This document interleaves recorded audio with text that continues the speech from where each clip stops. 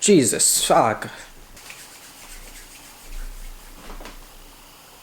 Let's do this. Fuck statistics. It's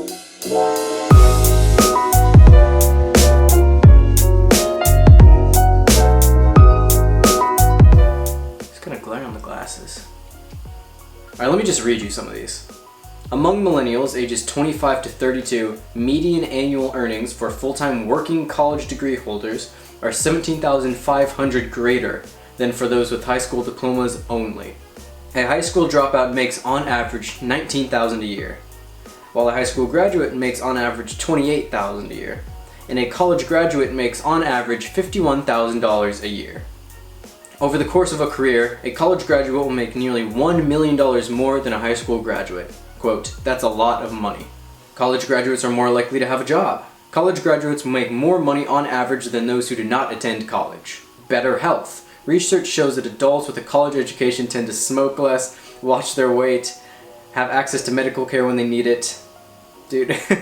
The divorce rate for college graduates who married between 1990 and 1994 is about 25%. That's compared with more than 50% for those without a 4-year degree. In 2009, there were 9.7 million unemployed high school graduates compared with only 5.2 million college graduates. Can't contest that one, though 5.2 million is still a lot of unemployed graduates. So now I'm going to present you with some counter statistics. Only 56% of students earn a degree within 6 years. That is 6 years. It's harder for new graduates to find good jobs. 84% of graduates from the class of 2014 expected to find a job in their chosen field, when in actuality only 67% of graduates from the previous two classes have received jobs in their chosen fields. And this number doesn't take into account the position or pay these recent grads are receiving, which is typically reported with dissatisfaction. And don't get me started on student loans, there's a couple of those here. But as I said at the beginning of this video, fuck statistics. You can disregard all of that. My point there wasn't that some of those statistics were true, some of them weren't. My point is that statistics, averages, odds, have little to no bearing on your life if you don't want them to. On average means nothing if you're not going for average, if you're not going to fall into that average. So many people look at statistics as the deciding factor, the final nail in the coffin. For example, college grads are more likely to get a job. Quite possibly true, but there's nothing factual there. That is all based on likelihood. And those of us that are taking leaps in life, who are unorthodox, going off the beaten path, we don't give a shit about likelihood. We never have, and we never will. That's the reason we're off the beaten path on our own trails to begin with. We don't care about likelihood. Look, college is a great thing. That's not entirely what this video is about. I'm not trying to put down anybody that's gone to college, anybody that's going right now, or anybody that's going to go. College is a fantastic thing. What I am saying is that taking a big leap in life, taking a chance, taking a shot at something, is something that the majority of people have always looked down on as skeptics, and it's something that only a small minority of people actually ever do. So what I'm trying to say to you is if you're planning on taking an alternative route, if you're planning on taking a big leap towards something more, don't listen to odds or averages or statistics. Don't look to others for reassurance. If you want it bad enough, you're gonna find it in yourself. Because hear me out here. A statistic is essentially somebody telling you what they predict the outcome of something is going to be. How is that any different than someone telling you, you can't do this, you're not going to make it in this? That can't happen. There is no difference between the two. They are synonymous. It doesn't matter what anybody else says, what anybody else thinks. Likelihood is equal to loss of faith. I don't know if I'm going to be able to do this. Dude, I don't know if I can make it onto the team.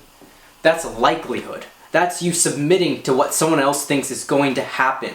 Not what you want the outcome to be. Not what you're going to make the outcome be. If the likelihood is low, that is when someone else has told you it's probably not going to happen. You're probably not going to do this. Fucking prove them wrong! Fuck!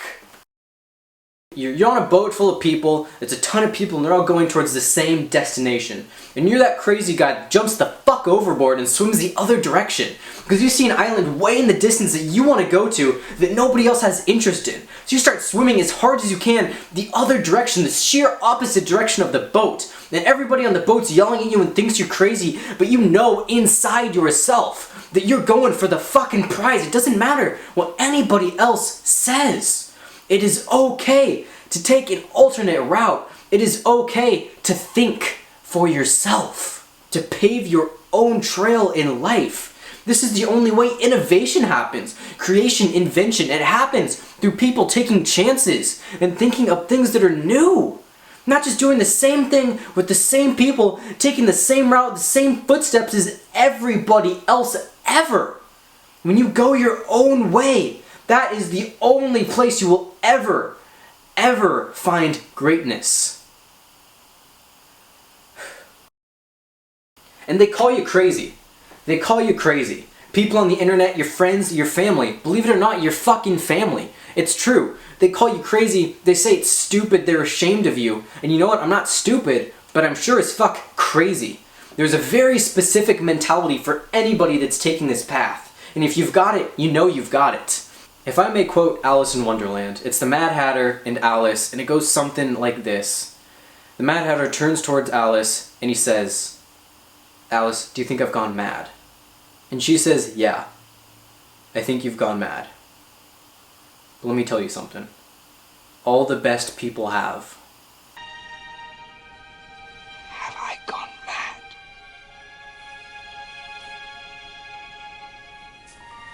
Afraid so. You're entirely bonkers. But I'll tell you a secret. All the best people are.